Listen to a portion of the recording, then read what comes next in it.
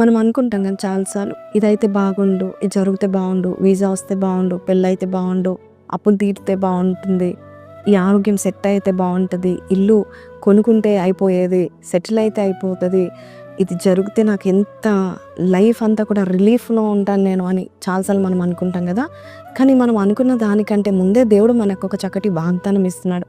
నీవు ఏదైతే యోచన చేస్తావో అది దేవుడు స్థిరపరుస్తాడని దేవుని యొక్క వాగ్దానం చేస్తూ ఉంటున్నాడు. చాలాసార్లు మన జీవితాల్లో కూడా మనం అనుకున్నవి జరగకపోతే స్ట్రెస్కి గురవుతాం. దేవుడు ఈరోజు ఒక మంచి మాట చెప్తున్నాడు. నువ్వు ఏది యోచన చేస్తావో, ఏది ఆలోచిస్తావో ఇది జరిగితే బాగుంటుందని, అది దేవుడు కార్యం చేస్తాడని చెప్తా ఉంటున్నాడు.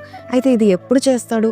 యోబు 22:21 మనం చూసినట్లయితే, నీవు ఆయనతో సహవాసం చేసిన ఎడల నీకు మేలు కలుగుతుంది, నీకు సమాధానం కలుగుతుందని దేవుని యొక్క వాక్యము సెలవిస్తుంది. దేవునితో ఉన్న రిలేషన్షిప్ ఎంత బలమైనదంటే, ఆయనతో మనం సహవాసం చేస్తే అలాగూ మనకు మేలు కలుగుతుందంట. కాబట్టి నువ్వు ఏది యోచిస్తే అది జరుగుతుందంట. మనం యోబు గ్రంథము 29:5-6 కూడా మనం చూసినట్లయితే, ఒకప్పుడు దేవుడు నాకు సర్వశక్తిమంతుడు, నాకు తోడై ఉన్నాడు కనుక నేను అడుగు పెట్టినెల్లా నేతిలో పడిందని చెప్తా ఉంటాడు. ఆయన అడిగెల్లా కూడా నేతిలో పడినట్టుగా, ఆయన చేసిన పనులన్నీ సఫలమైనట్టుగా ఆయన రాస్తా ఉంటున్నాడు యోబు. నిజమే, మన జీవితంలో కూడా relationship with God is very important. ఆయనతో గడపడం ఎంతో important. If you spend time with God, ఆయన వాక్యములో, ఆయన సన్నిధిలో నువ్వు గడిపితే కనుక ఖచ్చితంగా నువ్వు ఏది యోచన చేస్తావో అది నీ జీవితంలో జరుగుతుందని దేవుని యొక్క వాక్యం సెలవిస్తుంది.